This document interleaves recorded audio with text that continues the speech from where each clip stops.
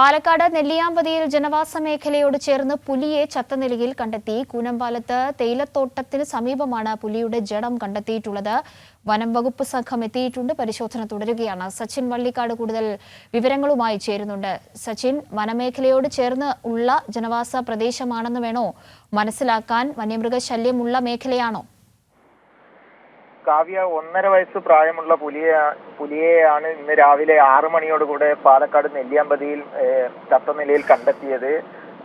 പ്രാഥമികമായിട്ട് സ്വാഭാവിക മരണം എന്നൊരു സ്ഥിരീകരണത്തിലാണ് വനം വകുപ്പ് എത്തിയിട്ടുള്ളത്.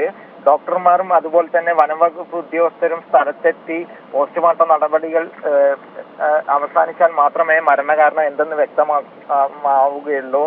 ഇന്ന് രാവിലെ നാട്ടുകാരും അതുപോലെ തന്നെ വനം വാച്ചർമാരുമാണ് ഇത്തരത്തിൽ ഒരു പുലിയെ ചത്ത നിലയിൽ കണ്ടെത്തിയത്.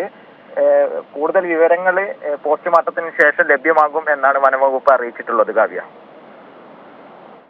ശരി, സച്ചിനാണ് വിവരങ്ങൾ നൽകിയത് പാലക്കാട് നിന്ന്.